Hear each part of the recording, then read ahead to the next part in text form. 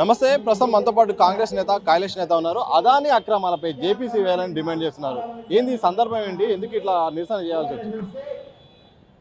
మన ప్రియతమ నాయకులు ఏఐసిసి ఉపాధ్యక్షునటువంటి రాహుల్ గాంధీ గారు మన పార్లమెంట్లో జేపీసీ చేయాలని చెప్పేసి అదాని గారు ఏదైతే తన షేర్లని సెబీ ద్వారా బయట ఉన్నటువంటి ప్రపంచానికి కొనిపించే కార్యక్రమం పెట్టినప్పుడు దాన్ని కృత్రిమంగా మరియు రూపాయి ఉన్నదాన్ని 100 రూపాయలు చేసి ప్రజల యొక్క సొమ్ముని దోచుకొని కంపెనీలు బాగుపడుతూ ఉన్నాయి, చట్టాన్ని ఉల్లంఘిస్తూ ఉన్నారు. ఇది చట్టబద్ధమైనటువంటి దోపిడీ జరుగుతూ ఉంది. కాబట్టి పేదల రక్తాన్ని పీల్చి పిప్పి చేస్తున్నటువంటి అదాని మీద ఎంక్వైరీ చేయాలని చెప్పేసి డిమాండ్ చేయడం జరిగింది. కానీ అక్కడ ఉన్నటువంటి సెబీలో ఉన్నటువంటి చైర్మన్ గారే మన ఇండియన్ బర్గర్ రిపోర్ట్లో చూసాం, అక్రమంగా 180 కోట్ల రూపాయలు ఏదైతే అదాని ద్వారా మళ్లింపబడి తద్వారా ఆయనకు లబ్ధి చేకూర్చినటువంటి కార్యక్రమం ఏదైతే ఉందో ఇది దేశ ప్రజలు చూస్తూ ఉన్నారు.